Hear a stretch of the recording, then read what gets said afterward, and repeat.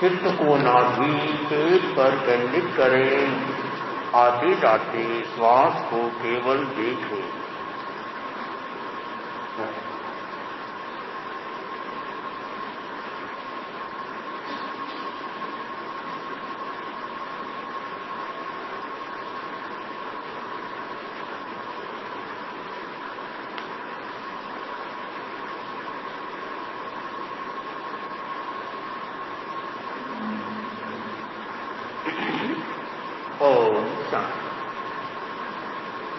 एक भजन के साथ आज का कार्यक्रम का स्वामी भीकण जीरो नाम वासु ज्ञान ज्ञावा।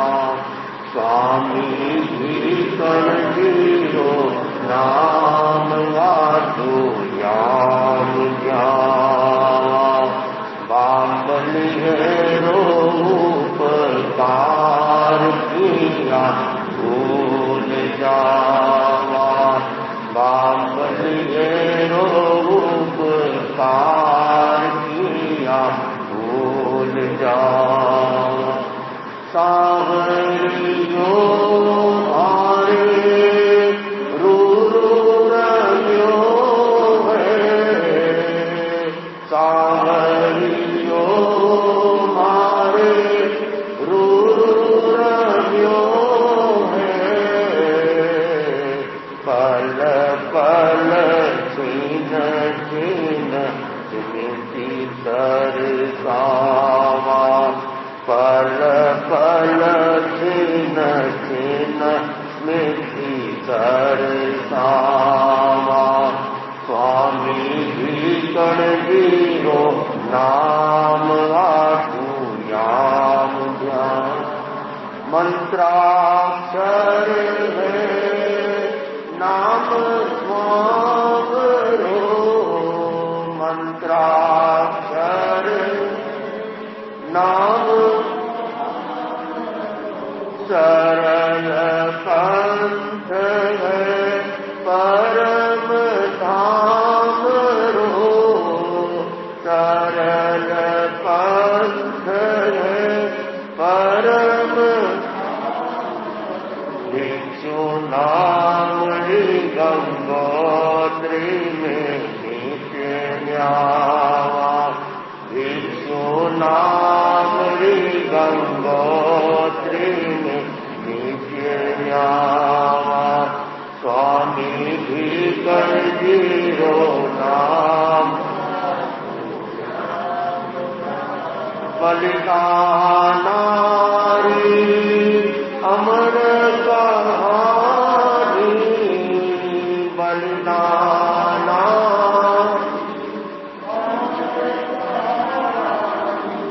तीव्र तपोबल ऋषनारी।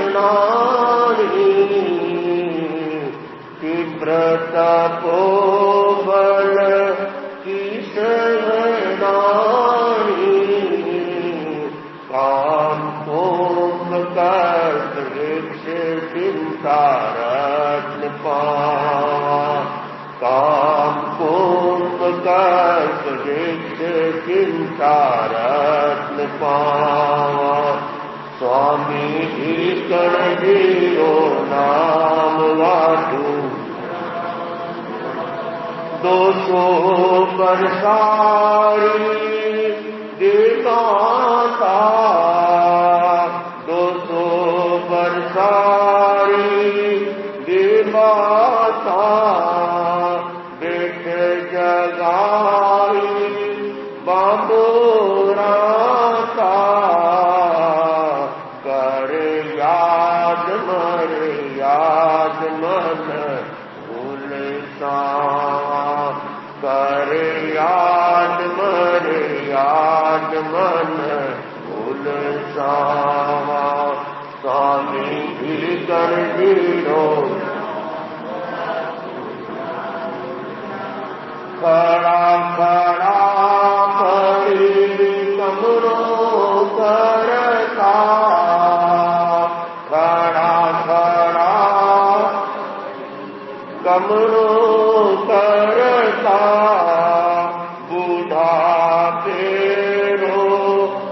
चांद डरता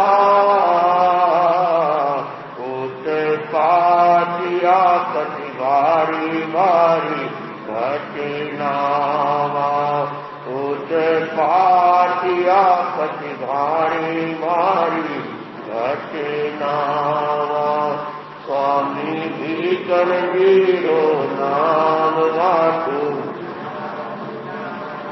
समझायो बनरो दर्शन समझायो मनरो नहीं भायो परिवार करसन नहीं भायो परिवार करसन बाही श्रृंखला सजो सिवापा अपनावा बाही श्रृंखला सजो सिवापा अपनावा स्वामी भीतर वीरो नाम वाटू धर्म क्रांति रो विपुल बजायो धर्म क्रांति रो रूढ़िवाद रो बुद्ध बगायो बुद्ध भगायो देखो आज वो अनूठो दृश्य देख पावा देखो आज वो अनूठो दृश्य देख पावा स्वामी भीतर वीरो सुदभाद्रव सर दार सवर में सुदभाद्रव सर दार सवर में धर्म बहार लगी घर घर में धर्म बहार लगी घर घर प्रेक्षा ज्ञान साधनारो रंग न्यामा तुलसी प्रेक्षा ज्ञान साधनारो रंग न्यामा स्वामी भीतर वीरो नाम वाटू नाम ज्ञान बामलिय रूप कार किया भूल जावा आचार्य तुलसी ने आज के दिन सदा शहर में ये गीत गाया मनाया भी होगा आज जो भी हो और इस गीत में उन्होंने आचार्य भिक्षु के प्रति जो अपना दर्शन प्रस्तुत किया तेरापन का दर्शन प्रस्तुत किया और ऐसा लगता है कि वो स्वयं भिक्षु बन गए। कई बार बहुत सी बार आचार्य तुलसी जब गीत गाते गीत बनाते तो ऐसा लगता वो कई बार स्वयं भिक्षु बन जाते। वही व्यक्ति अच्छा गीत बना सकता है गा सकता है जब जिसके बारे में जैसा गीत बनाना है जैसा गीत गाना है तब वैसा बन जाना है।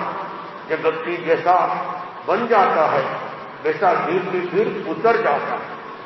और कोई भी बहुत सारे काम होते हैं जो बुद्धि से नहीं होते, चाहे गीत बनाना हो चाहे प्रवचन लेना हो चाहे कोई लिखना हो शास्त्र का अध्ययन रचना हो, उसके लिए वो काम बुद्धि से नहीं होता। बुद्धिमान काम नहीं करते, वो काम प्रज्ञा से होता है।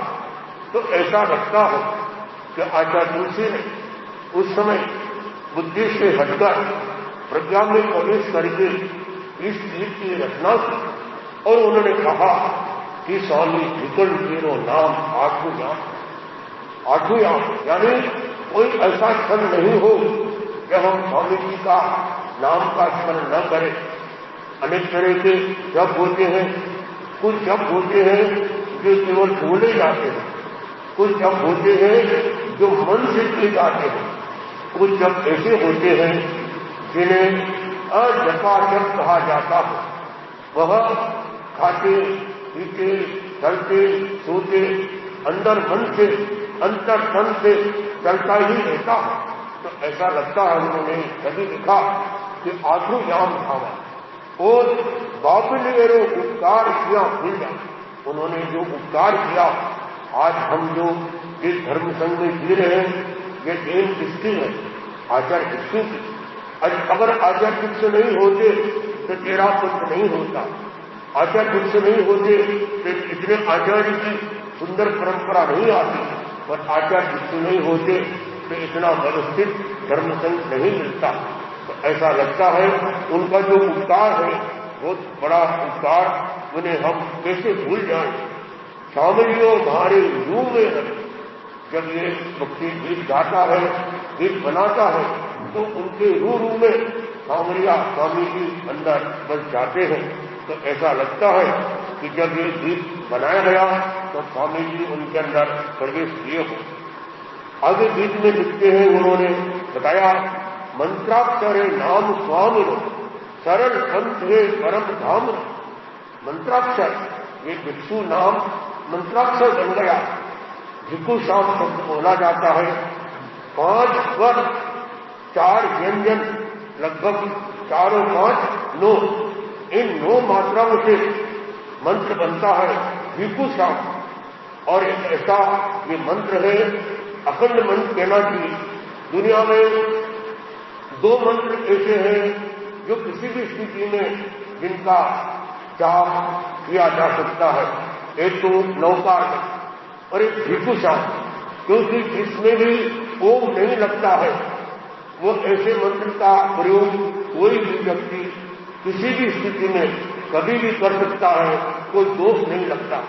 और जिसमें भी ओम लगता हो, उस मंत्रों का उच्चारण में भी बहुत ध्यान रखना चाहिए, और उनका हर समय हर कोई प्रयोग नहीं कर सकता है जिसमें ओम लगता हो।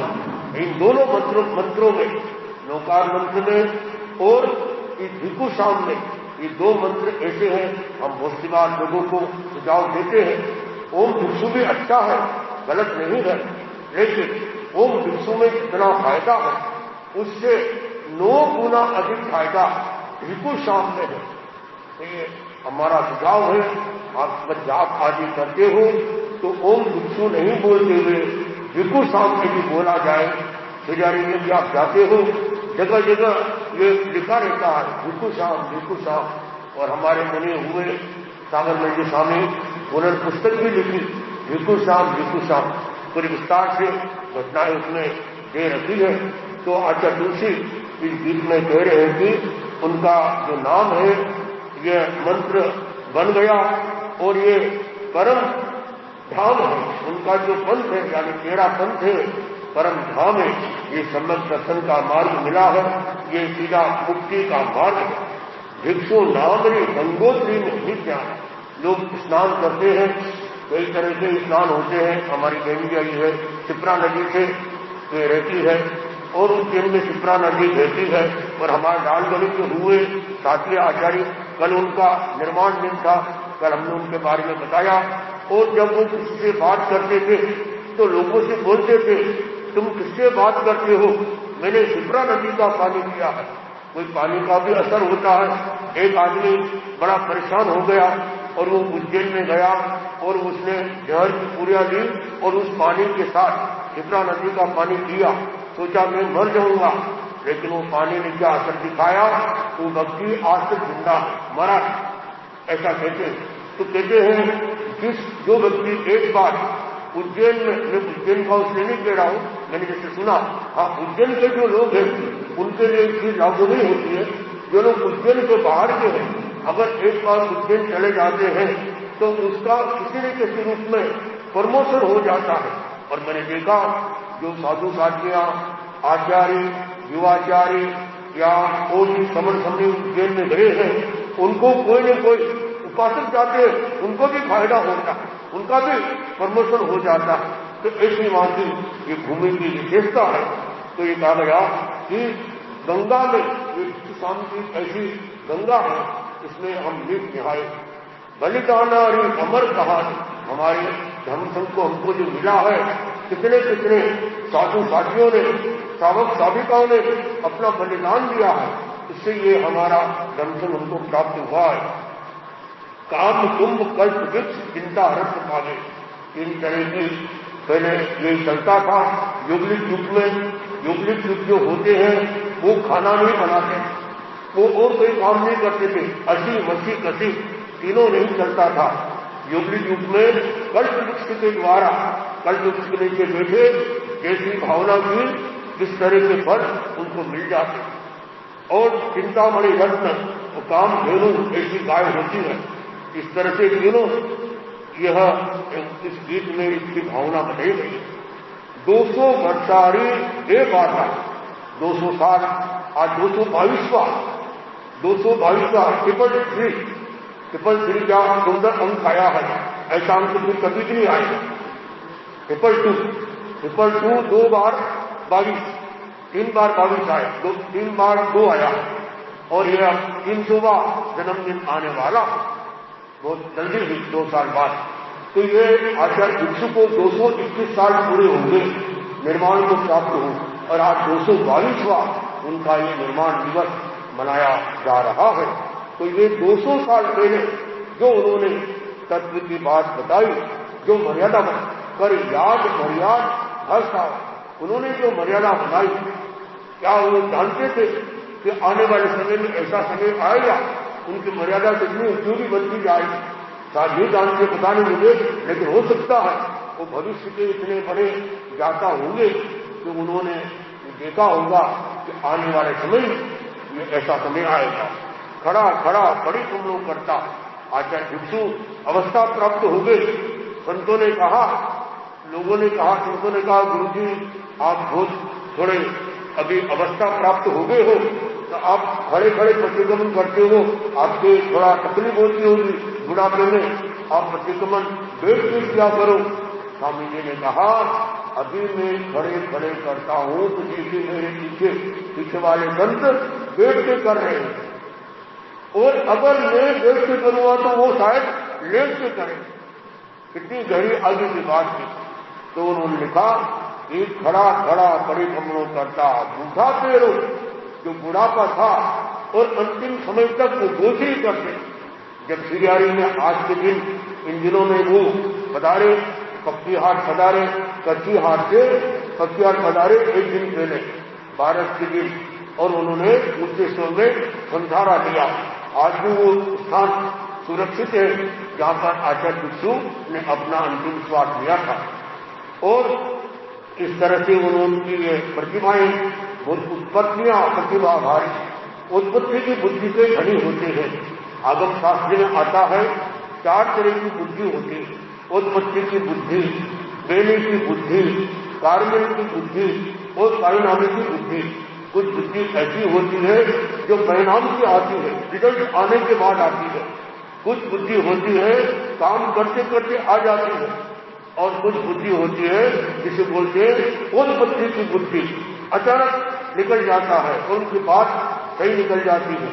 इस तरह से उत्पत्ति की बुद्धि के वो धनी थे, और उन्होंने समझाया जीवन दर्शन, जीवन का दर्शन लोगों को समझाया, और उनको कोई बाहर का आकर्षण उनको प्रभावित नहीं कर पाया। इस तरह से धर्म क्रांति रो भूगोल बजाए उन्होंने धर्म क्रांति की, यानी आचार क्रांति की और विचार का। उस समय के लोग हिंसा करते थे, हिंसा कोई करे इतना कोई गलत नहीं, किंतु हिंसा को अहिंसा मान लेना ये बहुत बड़ी दोष है। और इसलिए उन्होंने कहा कि जिन मारगरी नीव दया पर सोजी हुए सो पावे, जो हिंसा किया धर्म हुए तो जल रखिया घी आवे।